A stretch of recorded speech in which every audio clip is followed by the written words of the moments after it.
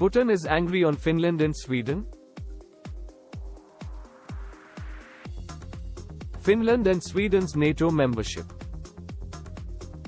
Finland and Sweden have dismissed Russia's warnings that their potential NATO membership would have serious military political consequences for the two countries.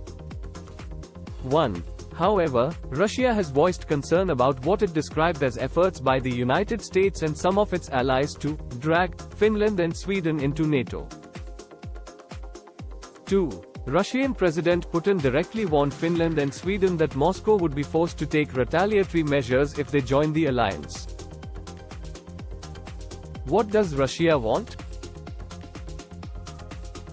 Tensions between Russia and the West have been building ever since Vladimir Putin started his proxy war in eastern Ukraine and annexed Crimea. 1.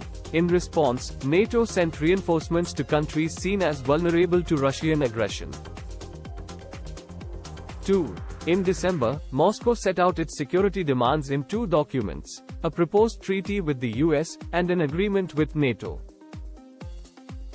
3. Essentially, Russia now wants guarantees that NATO will halt its eastward expansion, rule out membership for Ukraine.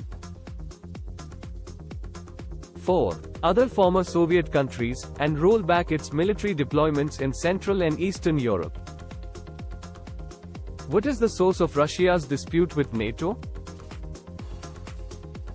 1. Russian leaders have long been wary of the eastward expansion of NATO. 2.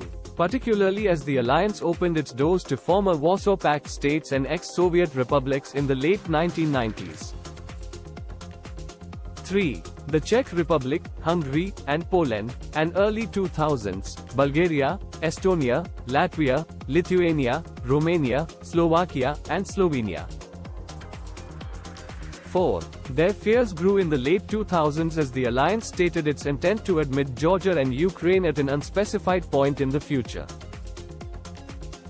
What is Russia demanding of NATO and the United States today? Russia has put forth two draft agreements that seek explicit, legally binding security guarantees from the United States and NATO, respectively. 1. The draft calls for NATO to end its eastward expansion, specifically, deny future membership to ex-Soviet states, such as Ukraine. 2. It would also ban the United States from establishing bases in or cooperating militarily with former Soviet states.